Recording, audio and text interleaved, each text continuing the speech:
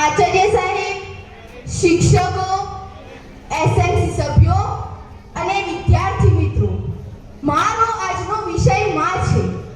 માનું વાત્સલ્ય અનોખું હોય છે સાહેબ. જેમ ગાય વાછરડાને જન્મ આપે છે ત્યારે વાછરડું ગમે તેટલું ગંદુ હોય પણ ગાય તેને જીભ વડે ચાટે છે. માના વાત્સલ્યની આ જ વાત નિરાળી હોય છે. જેમ ગાય વાછરડાને જીભ વડે ચાટીને સ્વચ્છ બનાવે છે તેમ માતા પોતાના શિશુના દોષ સામે ઝૂકતી નથી. માતા પોતાના શિશુના દોષને ગુણ બનાવી લેવાની અપરિમ શક્તિ હોય છે. જેના પ્રેમમાં ક્યારે પાખંડ ન નડે તેનું નામ માં.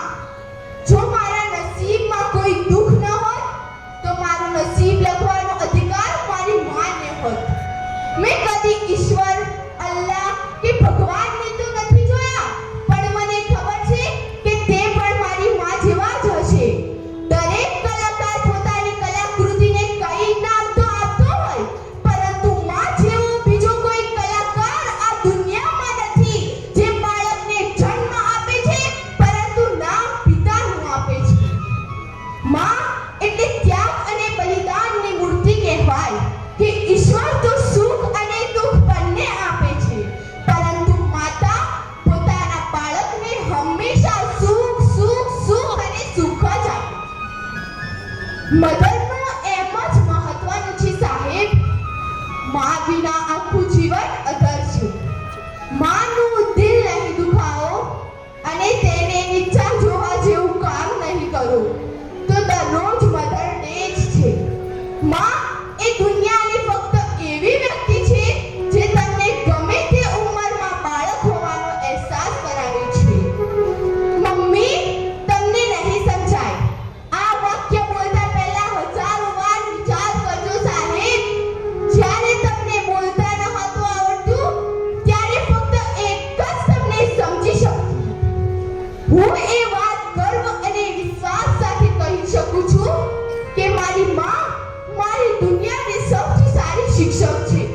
કારણ કે તેને મને જન્મ આપવાની સાથે સાથે આ જીવનનું પ્રારંભિક જીવન શીખ્યું છે. એક માં એ 100 શિક્ષકોની ગરજ સારે. તો આ દુનિયામાં ફક્ત સ્વાર્થ વગર માં જ પ્રેમ કરી શકે છે.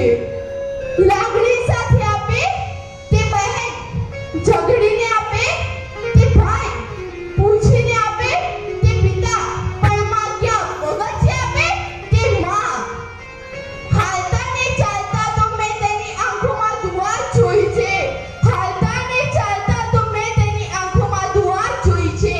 મેં સ્વર્ગ તો નથી જોયું પણ મેં મારી માં જોઈ છે.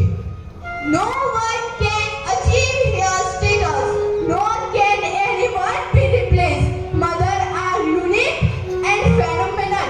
માં, એવું નથી કે હું તને ફક્ત આજના દિવસે જ યાદ કરી રહી છું. આજના દિવસે તો હું ફક્ત દુનિયાને એ જણાવવા માંગુ છું કે તારી હાજરીનું મહત્વ મારા જીવનમાં કેટલું હતું. लोग कहते हैं किसी एक के चले जाने से जिंदगी नहीं रुक जाती. लोग कहते